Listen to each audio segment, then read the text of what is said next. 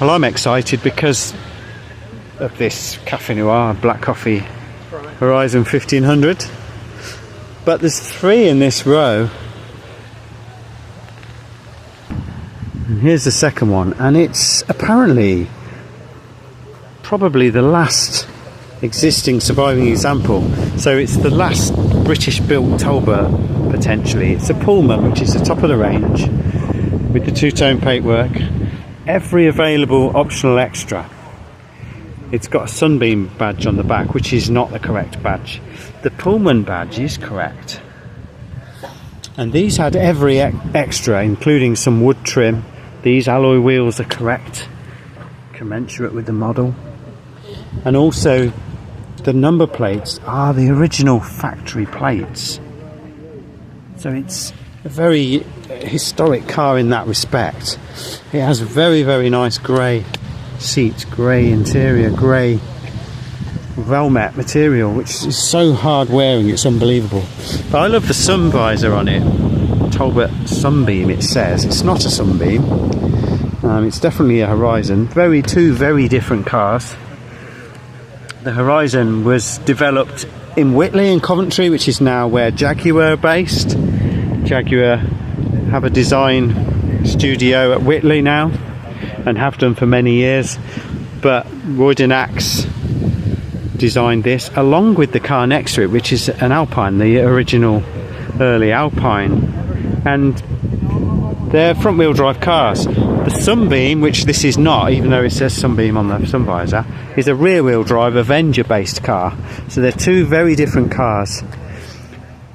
The Avenger, rear wheel drive, originally a Roots vehicle, and the Horizon front wheel drive, originally based on a Simca.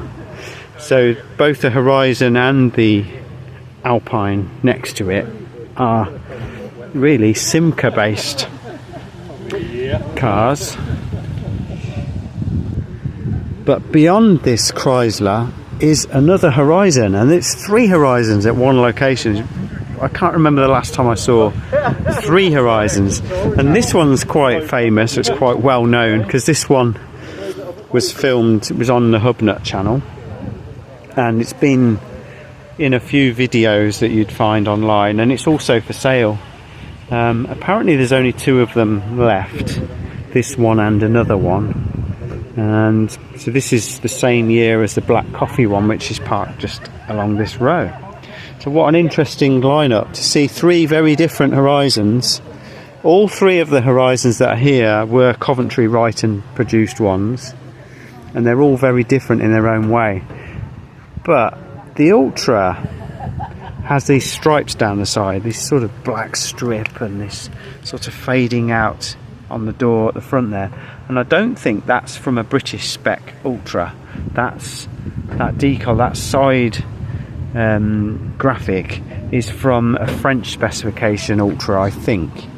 I'm not 100% sure, but it also gets red piping on the seats and the later headrest with the hole in the middle, which you can probably just about see.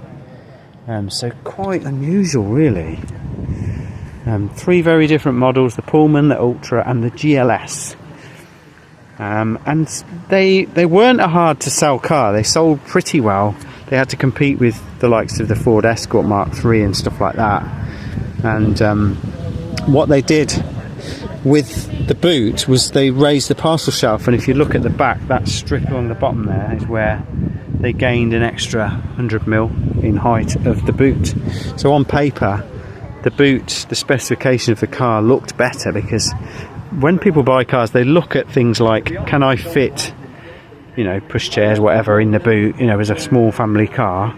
And the Horizon's boot was just a little bit smaller than it should have been, shall we say, because it had been around for a few years already.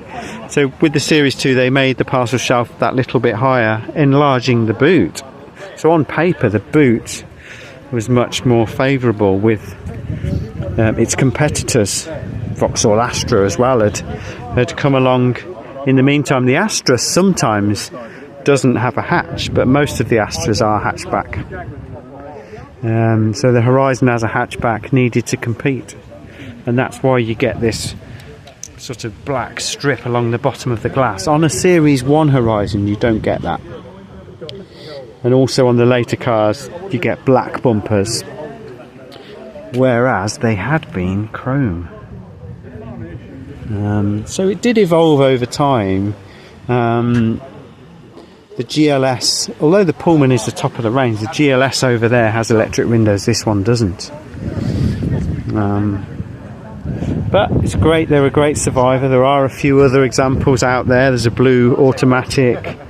There are some, there's a green one as well that's on the road, that's a Series 1. So, you know, they do exist, and I know of at least another 10 or 15 Horizons that are kicking around that are potentially roadworthy with a little bit of work.